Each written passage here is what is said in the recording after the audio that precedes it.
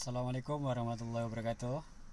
Pada kesempatan kali ini saya akan coba buat video reaksi keadaan uh, dalam rangka pilihan raya umum atau PRU, atau kalau kita panggil di tempat kita pemilu. Dalam video kali ini saya ambil ada 3 calon Perdana Menteri ya yang dicalonkan dari partai-partai besar.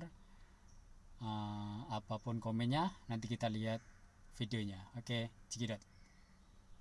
Kini, selepas 4 tahun 5 bulan, sekali lagi rakyat Malaysia akan memilih secara sah kerajaan baru dalam pilihan raya umum ke-15 pada 19 November 2022. Oke, pemilihan PM di Malaysia ini sama kayak di presiden di Indonesia juga. Dia masa jabatannya memegang kekuasaannya selama 5 tahun juga. Tapi untuk politik kemarin kayaknya banyak pertukaran ya, pergantian Perdana Menteri. Dalam waktu 5 tahun tuh ada 3 kali pertukaran Perdana Menteri. Kita lanjut. Walaupun calon Perdana Menteri diketengahkan oleh parti-parti politik untuk memikat pengundi dalam kempen PRU, keputusan terakhir pelantikan mengikut perlembagaan adalah mengikut budi bicara Yang di-Pertuan Agong. Selepas Barisan Nasional dikalahkan pada PRU 14 yang lepas, suasana politik di Malaysia terus panas dan tidak stabil sehinggakan terdapat 3 Perdana Menteri dalam tempoh satu penggal tersebut. Jadi, dalam betul lah. Selama penggal 5 tahun tuh ada pergantian 3 kali Perdana Menteri. Kita terus tonton videonya. Saya pun nggak ingat betul-betul Perdana Menterinya. Kalau nggak salah, yang waktu pemilihan raya ke-14 tuh kalau nggak salah yang terpilih adalah Tun Dr. Mahathir. Tapi waktu itu kayaknya diganti Datuk Yasin atau enggak, siapa. Kita tonton aja dulu ya. Kali ini kita akan melihat calon Perdana Menteri Malaysia yang bakal merubah masa depan Malaysia. Teruskan menonton. Dengan pertembungan gabungan besar 3 penjuru antara Barisan Nasional BN, Pakatan Harapan PH dan Perikatan Nasional PN dalam PRU 15 kali ini, semua yang bertanding memasang impian untuk mencapai kemenangan kukuh. Akan tetapi, dengan situasi politik hari ini yang sukar dijangka, mungkinkah kemenangan besar digapai oleh mana-mana pakatan politik, atau adakah akhirnya mereka terpaksa membentuk kerajaan campuran? Menurut SPR, terdapat lebih. Jadi kalau ketiga partai besar itu salah satunya istilahnya nggak terunggul ya, mungkin pemerintahan itu ada digabung. Kalau kita panggil di sana koalisi ya, koalisi 3 partai itu yang akan menjadi kerajaan lah, menjadi pemerintahan di sini gitu kayaknya ya. Yuk kita lanjut nontonnya. 21 juta pengundi berdaftar dijangka mengundi pada pilihan raya umum ke-15. Jadi ada 21 pengundi ya, artinya ada 21 pemilih yang terpilih, artinya yang terdaftar ya. Rakyat Malaysia ada 21 juta. Oke. Barisan Nasional. Selepas 61 tahun menjadi kerajaan pemerintah, Barisan Nasional BN gagal mempertahankan kedudukannya selepas kalah dalam PRU 14 pada tahun 2018. UMNO yang mengetuai BN mencalonkan Datuk Seri Ismail Sabri bin Yaakob sebagai Perdana Menteri Malaysia ke-10 sekiranya memenangi PRU ke-15.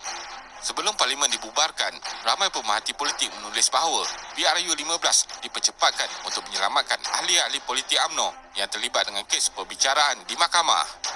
Pengarah eksekutif Ilham Center menyatakan penamaan calon Perdana Menteri bukan presiden parti seperti yang dibuat BN ini, lebih menjurus kepada meredakan tekanan atau meraihkan penyokong parti.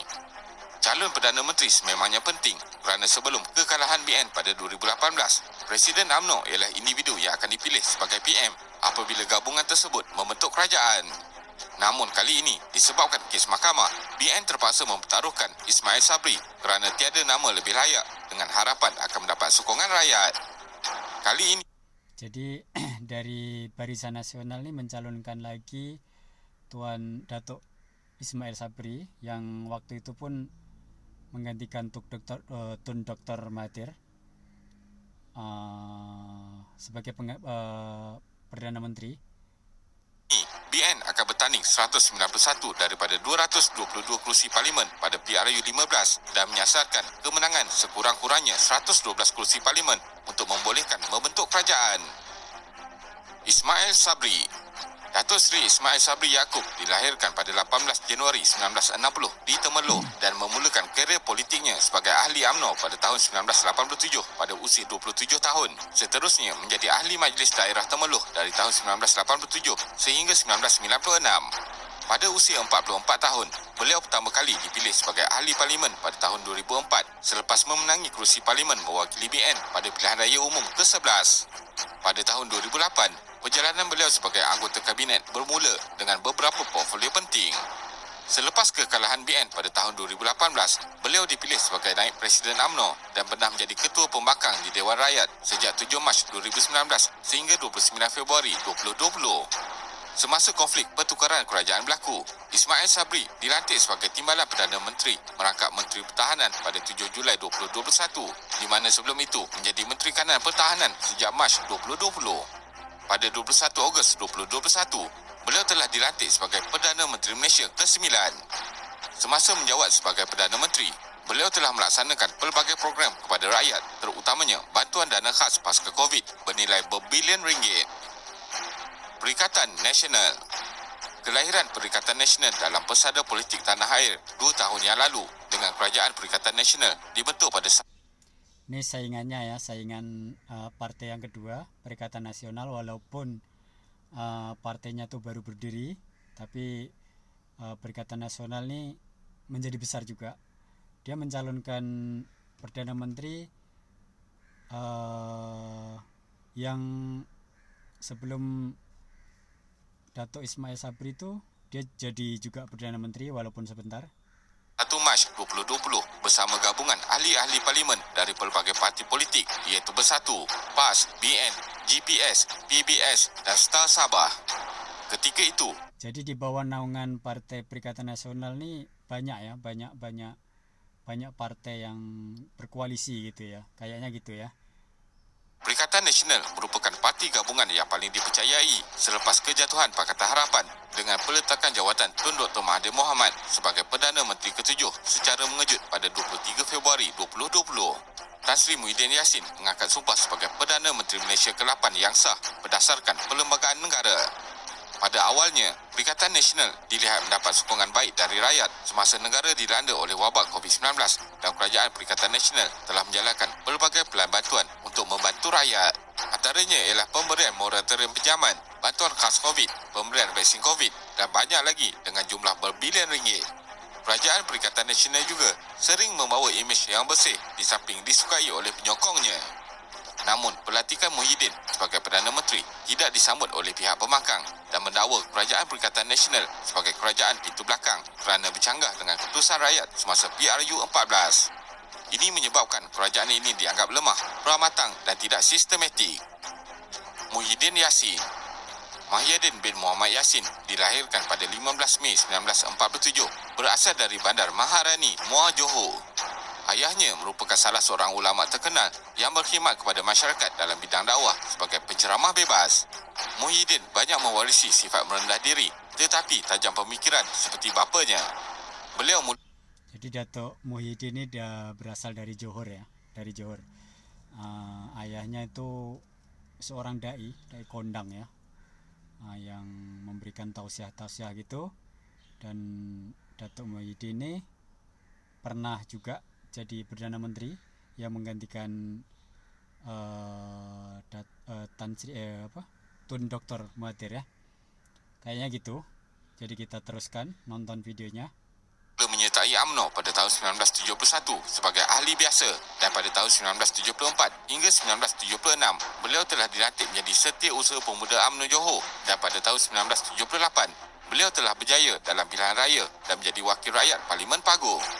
Beliau telah memegang pelbagai jawatan utama semasa di bawah kerajaan BN, termasuklah yang terakhir iaitu Timbalan Perdana Menteri.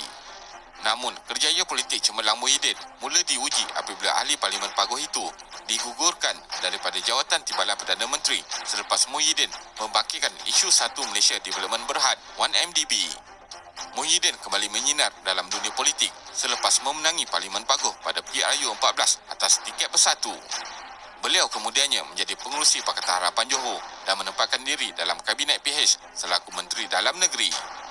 Setelah 22 bulan menjadi kerajaan, berlaku desakan daripada komponen PH yang mahu Tun Dr. Mahathir membuat peralihan kuasa dengan menyerahkan jawatan Perdana Menteri kepada Datuk Seri Anwar Ibrahim dan terjadilah langkah Sheraton yang berbentuk jajaran konfigurasi Pakatan Politik baru. Kemudian, selepas mendapat perkenan Seri Paduka Baginda Yang di-Pertuan Agong, Muhyiddin dilantik sebagai Perdana Menteri ke-8 pada 29 Februari 2020.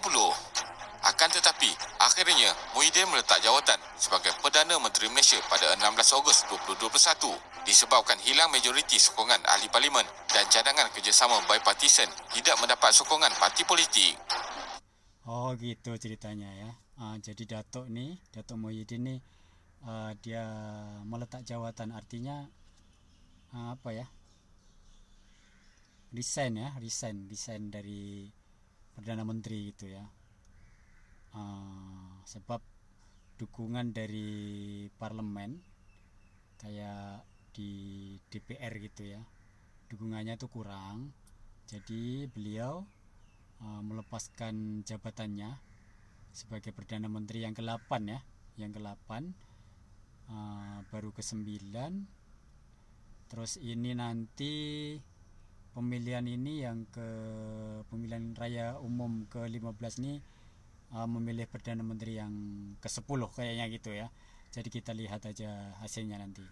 Semasa menjawat kedudukan sebagai Perdana Menteri, Muhyiddin dan kerajaannya melalui pemerintahan yang sukar disebabkan dunia di dalam fasa pandemik COVID-19. Betul. Pakatan Harapan. Pada PRU ke-14, 9 Mei 2018, negara Malaysia telah mencipta sejarah baru dalam pilihan raya apabila Pakatan Harapan memenangi 121 kerusi parlimen mengalahkan Barisan Nasional yang hanya memenangi 79 kerusi parlimen dan membentuk kerajaan baru. Setakat ini, PKR telah menamakan 72 calon parti itu yang akan bertanding atas tiket Pakatan Harapan. Calon yang terpilih dalam masa yang sama diminta menandatangani borang aku janji yang melibatkan persetujuan pemulangan wang deposit pencalonan, pemotongan allowance jika menang dan setuju untuk mengisytiharkan harta.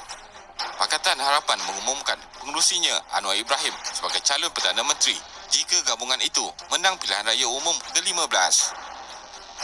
Jadi yang ketiga yang mencalonkan tu Datuk Anwar Ibrahim ya. Dia pun mencalonkan Perdana Menteri. Tapi kita lihat hasilnya dulu. Anwar Ibrahim. Datuk Seri Anwar Ibrahim dilahirkan pada 10 Ogos 1947 di Bukit Mertajam, Pulau Pinang.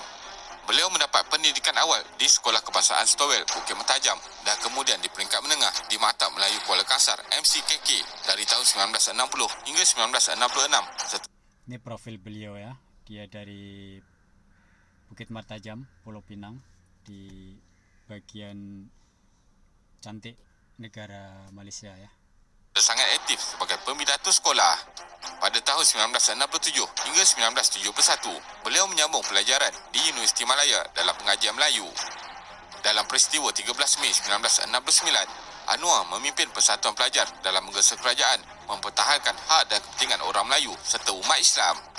Pada tahun 1971, Anwar memulakan langkah gelombang baru dan menubuhkan Angkatan Belia Islam Malaysia ABIM bersama rakan-rakannya dari MCKK serta menjadi Presiden ABIM pada tahun 1972 hingga 1982. Beliau juga turut menubuhkan Yayasan Anda yang berperanan memberikan peluang kedua kepada pelajar tercicir. Anwar mula menyertai parti pimpinan Dr. Mahathir UMNO pada tahun 1982 selepas Mahathir dilantik sebagai Perdana Menteri pada tahun 1981 dan mempunyai impian untuk bersama-sama membangunkan negara. Semasa bersama UMNO, Anwar telah memegang beberapa portfolio penting seperti Menteri Kebudayaan, Belia dan Sukan, Menteri Pertanian dan Menteri Pendidikan serta berperanan dalam beberapa idea bernas untuk negara seperti penubuhan Bank Islam. Pada tahun 1993, Anwar dilantik sebagai Timbalan Perdana Menteri selepas menang menjadi Timbalan Presiden UMNO mengalahkan Tun Ghaffar Baba. Pada tahun 1996, Anwar dinobatkan sebagai Menteri Kewangan Terbaik Asia oleh Asia Money. Manakala pada tahun 1998, majalah Newsweek menamakan Wow, Menteri Keuangan terbaik satu Asia, ya, Dato' Anwar Ibrahim ini yang mencalonkan Perdana Menteri. Anwar sebagai Asian of the Year. Ini dapat dilihat melalui data daripada Trading Economics yang menunjukkan lebihan pendapatan negara dalam beberapa tahun selain peranannya dalam menurunkan kadar hutang negara. Namun, terdapat perselisihan pandangan antara Anwar dan Dr. Mahathir sehingga menyebabkan Anwar Ibrahim kehilangan jawatan Timbalan Perdana Menteri. Selepas dipecat dan dipenjarakan, penyokong dan keluarga Anwar telah memulakan gerakan reformasi serta mahukan pembaharuan dalam politik yang membawa kepada pembentukan Parti Keadilan Nasional PKR pada tahun 1999. Sejak dari situ, Anwar telah memimpin PKR dan membentuk beberapa gabungan parti politik semasa pilihan raya seperti Pakatan Rakyat dan Pakatan Harapan yang terkini. Dapat dilihat, perjalanan politik Anwar dari awal yang lantang dan tegas memberi pengalaman tidak ternilai sehinggakan boleh tersenarai sebagai antara 500 individu Muslim berpengaruh di dunia serta tokoh paling berpengaruh. Selain itu, Anwar juga mempunyai pengaruh yang besar dengan pemimpin luar dari Eropah maupun Timur Tengah. Walaupun pada PRU 14 yang lepas dimenangi PH, namun langkah Sheraton telah menggagalkan Anwar Ibrahim sekali lagi dalam memegang jawatan Perdana Menteri.